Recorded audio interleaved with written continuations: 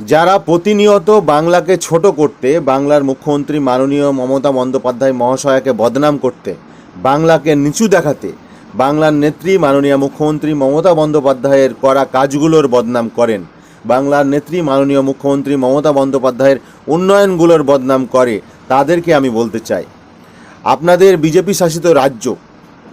BJP শাসিত রাজ্য থেকে বাংলার নেত্রী মাননীয় মুখ্যমন্ত্রী মমতা বন্দ্যোপাধ্যায়ের উন্নয়নের সুবিধা নিতে বিজেপি শাসিত রাজ্যগুলো থেকে মানুষ ভিড় করছে বাংলায়।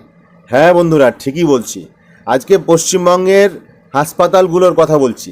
পশ্চিমবঙ্গের যতগুলো সরকারি হাসপাতাল রয়েছে, সেই সরকারি হাসপাতালগুলোতে বিজেপি শাসিত রাজ্যগুলো থেকে পশ্চিমবঙ্গের সমস্ত সরকারি হাসপাতালে ভালো চিকিৎসা হচ্ছে, ভালো সুবিধা পাচ্ছে রোগীরা। তা না হলে পশ্চিমবঙ্গের পার্শ্ববর্তী যে সমস্ত রাজ্যগুলো আছে, বিহার, ঝাড়খণ্ড, উড়িষ্যা, এই সমস্ত রাজ্যগুলো থেকে বাংলায় চিকিৎসা করাতে মানুষ আসতো না, বাংলায় বাচ্চা প্রসব করতে মানুষ আসতো না। কত কত মা, কত কত মহিলা বাংলায় এসে তাদের বাচ্চা প্রসব করছে বা ডেলিভারি করছে। এই দান কার? এই দান বাংলার নেত্রী মাননীয় মুখ্যমন্ত্রী মমতা বন্দ্যোপাধ্যায়ের। আপনারা সবাই জানেন বিহারে চিকিৎসা ব্যবস্থা কেমন, উড়িষ্যায় চিকিৎসা ব্যবস্থা কেমন এবং বাংলায় চিকিৎসা ব্যবস্থা কেমন। তুলনামূলকভাবে বিহার, ঝাড়খণ্ড, উড়িষ্যা থেকে বাংলার চিকিৎসা ব্যবস্থা অনেক ভালো, অনেক ভালো। যেখানে কোনো প্রসূতি যদি বাচ্চা হয়, তাহলে সেই প্রসূতির বাচ্চার সমস্ত রকম দেখাশোনা এবং প্রসূতির দেখাশোনা করে বাংলার নেত্রী মাননীয় মুখ্যমন্ত্রী মমতা বন্দ্যোপাধ্যায়ের সরকার।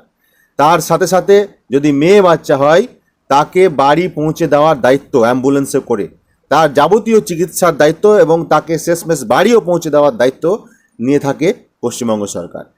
এটাই বাংলার উন্নয়ন, যা মুখ্যমন্ত্রী মাননীয় মমতা বন্দ্যোপাধ্যায় করেছেন।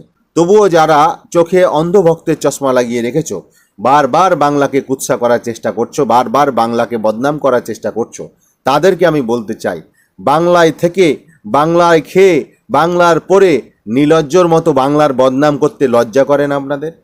এর পরেও যদি আপনাদের এতটুকু বিবেকবোধ থাকে, তাহলে বাংলার নেত্রী মাননীয় মুখ্যমন্ত্রী মমতা বন্দ্যোপাধ্যায়কে কিছু বলার আগে একটু দয়া করে ভাববেন।